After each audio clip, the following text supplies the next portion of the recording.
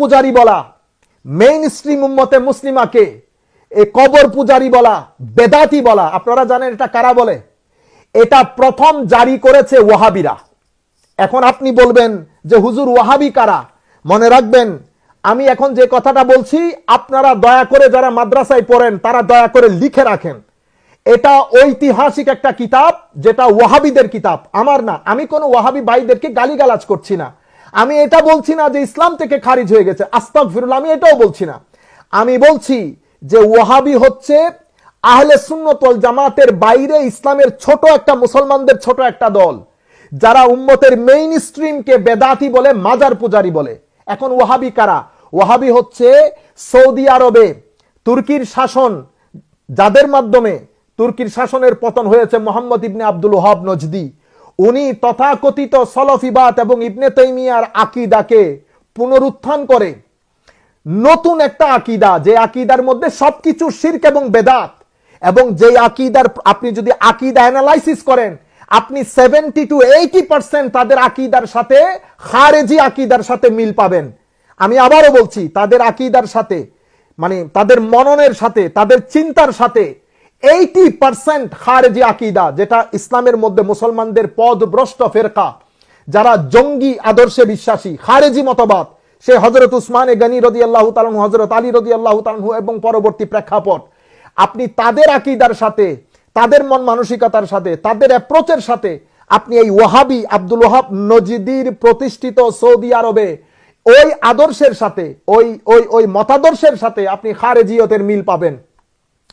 ওই মোহাম্মদ ইবনে আব্দুল ওয়াহাব নজদি তার এই নতুন মতবাদকে আসল ইসলাম বলে, পিউরিটানস, যেটা খ্রিস্টিয়ানিটির মধ্যে যে কনসেপ্ট পাওয়া যায় পিউরিটানস, যেটাকে আমাদের এখানে সলফি নাম দেওয়া হচ্ছে, সলফি নাম দিয়ে মুসলমানদের ঐতিহ্য বৃহত্তর, মানে মুসলমানদের মধ্যে যারা সংখ্যায় বেশি, মেইন স্ট্রিমকে বেদাতি মুশরিক বলে, মাজার পূজারী বলে, তারা এই এই এই মতাদর্শের প্রতিষ্ঠা করে, এবং এই মতাদর্শের প্রতিষ্ঠা করার পরে অসংখ্য মাজারকে ভেঙে উড়িয়ে দেয়।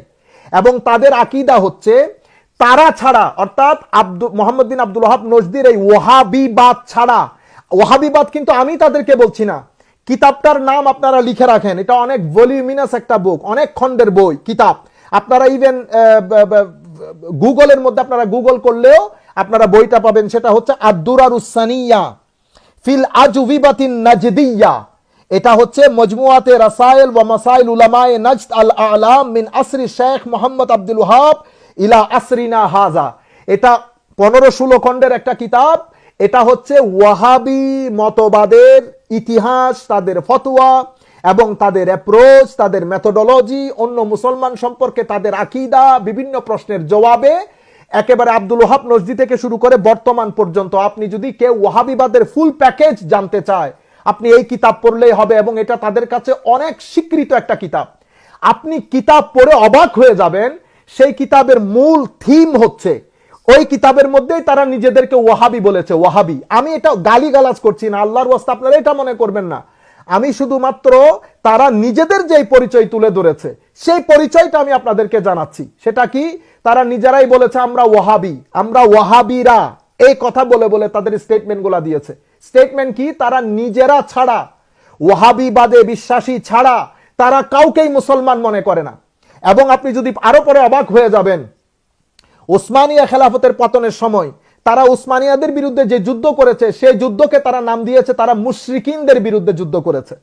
আপনি এই আকীদাই আমাদের বাংলাদেশে আমরা যাদেরকে ওয়াহাবি বলি, ইল্লা মাশাআল্লাহ, আমি সবাইকে বলছি না, যাদের কাছে সৌদি আরবের টাকা আসে, পুরা পৃথিবীর বুকে এই ওয়াহাবিবাদ প্রতিষ্ঠা করার জন্য সৌদি আরব প্রায় 67,000 কোটি টাকা খরচ করে, এবং এই একইভাবে এই টাকা আমাদের দেশেও আছে।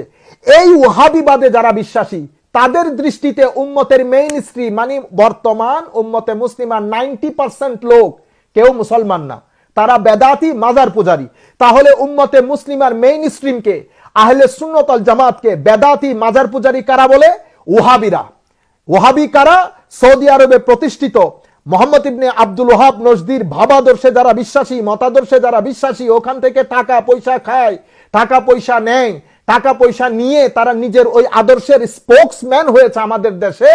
তাদের কাছে আহলে সুন্নাত ওয়াল জামাত মাজার পূজারী, আহলে সুন্নাত ওয়াল জামাত বেদাতি। এই জিনিসটা আপনারা মাথায় রাখবেন। আমরা আহলে সুন্নাত ওয়াল জামাতের প্ল্যাটফর্ম